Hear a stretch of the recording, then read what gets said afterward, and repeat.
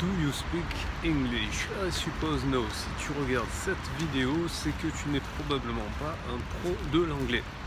Eh bien, c'est pas grave parce que je vais te donner une astuce pour pouvoir considérablement augmenter ton niveau en anglais. Et en fait, c'est une astuce qui va te permettre également d'apprendre n'importe quelle langue de façon très efficace. Mais avant ça, je fais un petit peu mon autopromotion parce que je suis en train de préparer des formations pour pouvoir apprendre l'anglais. Donc j'ai deux formations principales. Une formation qui est apprendre l'anglais, devenir autonome en 90 jours.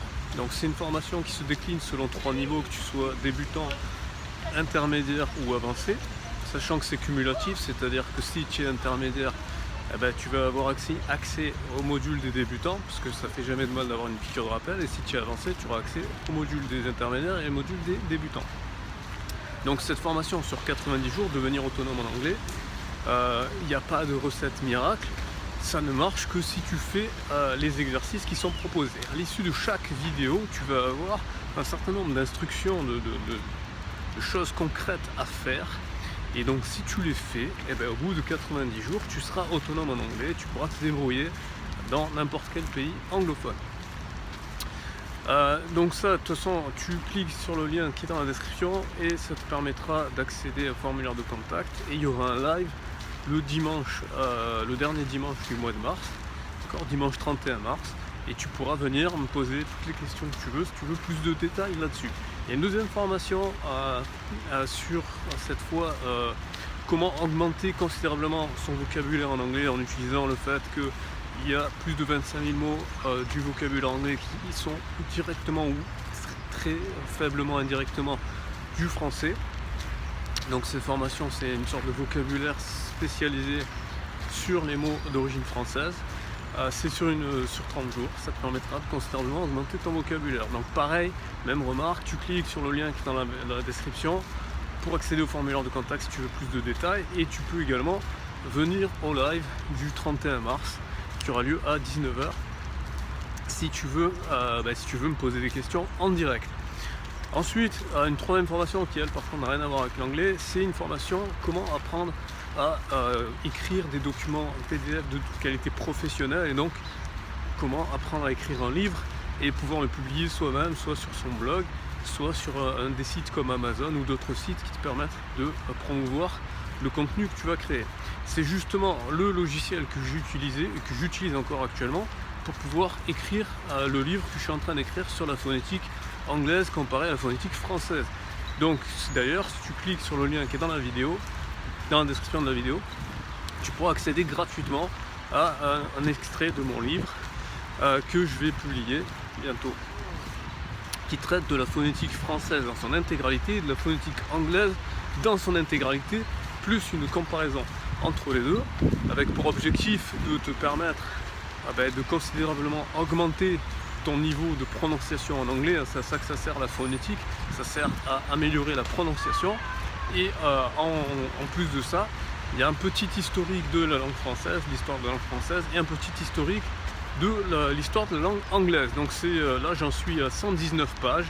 À mon avis, au rythme où j'en suis, le livre devrait faire 250 à 300 pages, mais c'est un livre purement électronique, d'accord, purement numérique, parce que il est rempli de liens. Parce que si je fais un livre sur la phonétique, ce serait complètement stupide de faire un livre papier sur la phonétique. On est au 21e siècle. Un livre sur la phonétique se doit absolument d'avoir des extraits non seulement audio pour entendre les sons, mais aussi vidéo pour pouvoir visualiser quelles sont les parties du corps, d'accord, les parties du corps, c'est évidemment le visage, mais quels sont les muscles du visage qu'il faut faire travailler pour pouvoir produire les sons. Parce que la phonétique, c'est une science, et c'est une science à la fois physique et expérimentale, parce que les sons que nous produisons dépendent en fait des muscles de notre visage et de notre bouche, évidemment, et la façon dont nous articulons.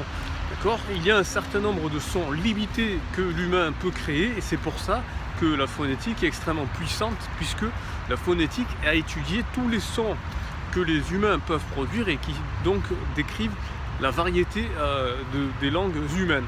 C'est-à-dire qu'il ne peut pas y avoir d'autres sons que les sons qui existent dans l'alphabet phonétique. On a la totalité des sons qui peuvent être produits par les humains. Donc apprendre la phonétique, c'est extrêmement puissant, évidemment pour l'anglais, mais pour en fait n'importe quelle langue, et y compris ta propre langue. Voilà, donc tout ça, tous les détails, tu cliques dans le lien dans la description, ça va t'amener sur le formulaire de contact et tu me dis je veux ton livre sur la phonétique gratuit ou je veux des informations sur les formations, etc. Bref, tu me poses toutes les questions et je te répondrai dès que je recevrai ton message. Donc maintenant, quelle est cette astuce que je t'ai dit en début de vidéo? Je vais te présenter une astuce qui va te permettre de considérablement augmenter ton niveau en anglais et en fait dans n'importe quelle langue. Et bien l'astuce c'est la suivante. Alors je te mettrai un lien dans la description parce que cette astuce, elle n'est pas de moi, je l'ai découverte en regardant une vidéo sur YouTube d'un youtubeur italien qui s'appelle Metatron, je crois, si je me souviens bien. De toute façon je te mettrai le lien dans la description. Donc moi je vais te la décrire en français parce que lui il a décrit en anglais.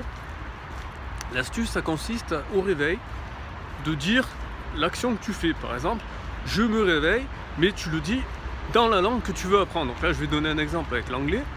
En anglais, se réveiller, c'est to wake up.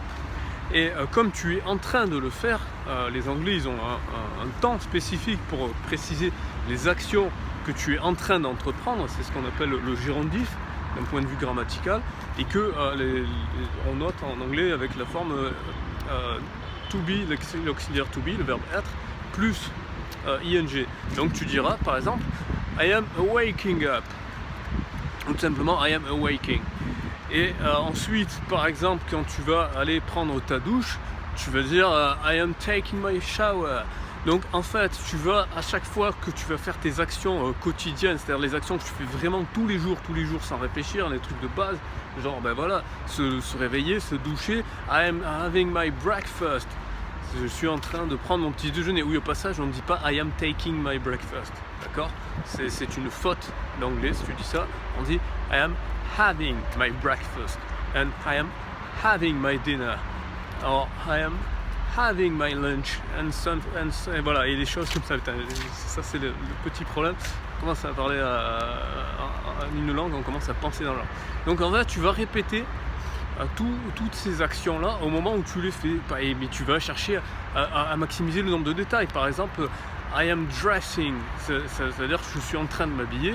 Tu peux dire I am wearing my shirt, je suis en train de mettre ma chemise, I am wearing my shoes, I am wearing my pants, et des choses comme ça. C'est-à-dire, tu vas utiliser ta mémoire kinesthésique, ton intelligence kinesthésique, c'est-à-dire l'intelligence du mouvement.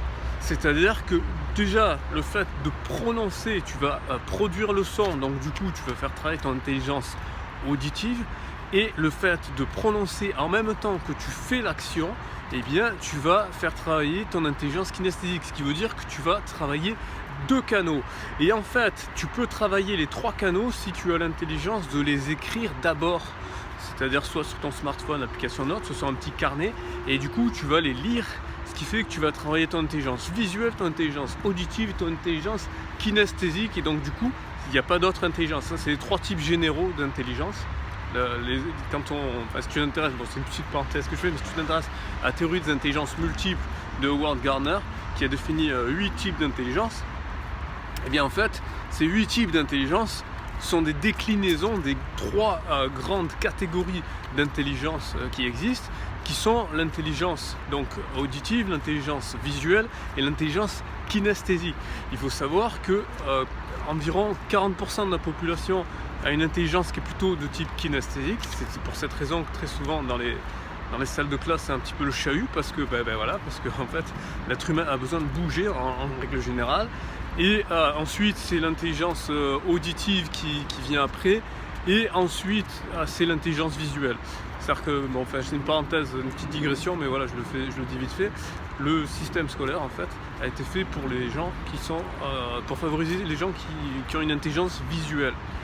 Et voilà, et à la limite pour tolérer plus ou moins les gens qui sont d'intelligence auditive, mais malheureusement la majorité des gens sont d'intelligence kinesthésique. Donc ça veut dire en fait que le système scolaire est très mal fait, il n'est pas du tout adapté à la réalité des gens. Voilà, donc c'est tout pour cette vidéo. Donc je te rappelle que tu peux obtenir gratuitement mon livre que je suis en train d'écrire en cliquant sur le lien qui est dans la description, et également si tu cliques sur ce lien, tu vas arriver sur un formulaire de contact où tu vas pouvoir me poser toutes tes questions par rapport aux formations, et je te préviens qu'il y aura un live le 31 mars, j'allais dire 31 décembre, je suis fatigué moi, 31 mars, donc le dimanche 31 mars à 19h. Enfin l'heure sera à confirmer, mais a priori c'est 19h. Voilà, je te dis merci pour ton attention et à bientôt pour une prochaine vidéo.